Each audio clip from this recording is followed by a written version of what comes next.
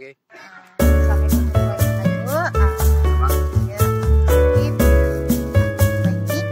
nah kubah yang pada kali ini kubahnya bentuknya ada di Kelapa ini dari dengan jaraknya 2,5 km dari Pakuan. Dia dibawa sampai ini di dua Mausman itu datangnya pun satu paket ini saat dilakukan sampai nah tempatnya itu di sini itu sawah, nggak ada rumah dan ketinggian air di sawah itu sekitar 2 meter. Kubah ini tidak mengalami miring ataupun tenggelam yang intens. Ya, seperti kami beri nama kubah Pakuno. Dan sekarang tempatnya berada di Kampung Murah, Kecamatan Kendara, Kabupaten Agam.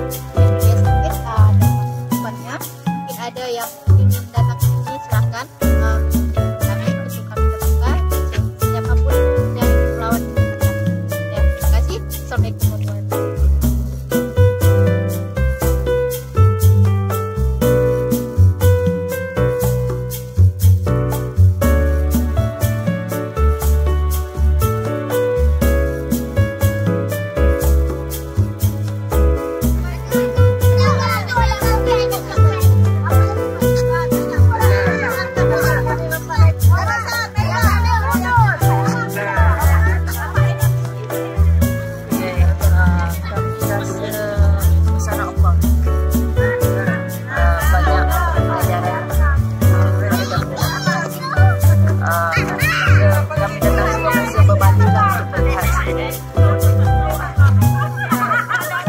Perasaannya bagaimana?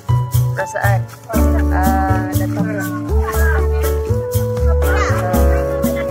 Sudah kubah ini kok bisa cuma 2 km? oh memang besar Allah lah semuanya Allah lah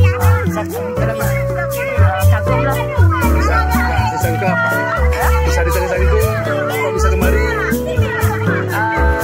tidak terjangkau oleh pemikiran tapi itu semuanya di kuasa Allah. Terima kasih. Ya. Dari Indonesia.